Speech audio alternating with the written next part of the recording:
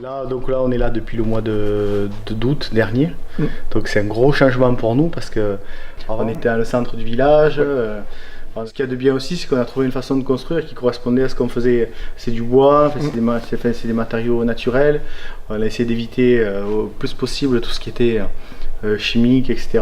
Enfin, on a 8 hectares, hein, on fait 30 000 bouteilles. On essaie de faire les choses bien. On va s'agrandir un peu, mais pas énormément.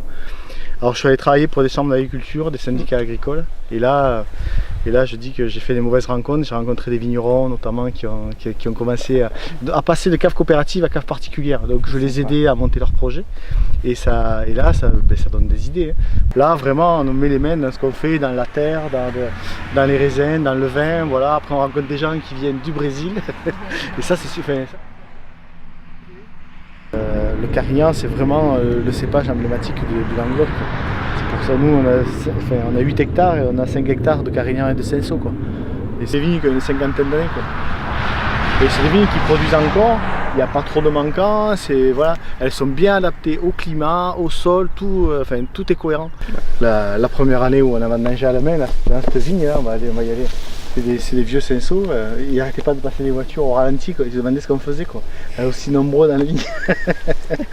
Et pour eux, c'est un retour en arrière. Ouais, alors que bon, les Bourguignons ils travaillent comme ça, les Bordelais ils travaillent comme ça, les Grands Domaines travaillent comme ça.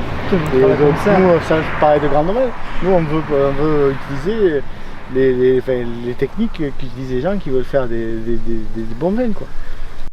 C'est vrai qu'on est aussi dans une démarche assez de proximité, de ne pas faire n'importe quoi au niveau écologique, mais on est aussi quand même surpris positivement on est content que des gens du Brésil s'intéressent à nos vins, que le travail qu'on fait, il y a des gens qui viennent d'aussi loin pour découvrir ce qu'on fait, quoi.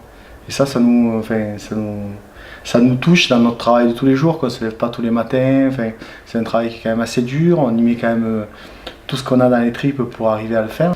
Et puis il y a une autre chose aussi par rapport à ça, c'est de se dire que nous on a ces préoccupations ici.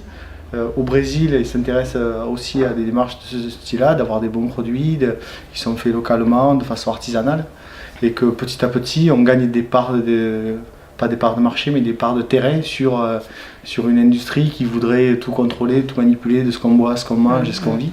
Quand on a parlé, quand on s'est installé, on avait l'impression d'être un peu les intrus du coin, et en fait, des intrus comme nous, il commence à y en avoir un peu partout en France, un peu partout en Europe, un peu partout dans le monde.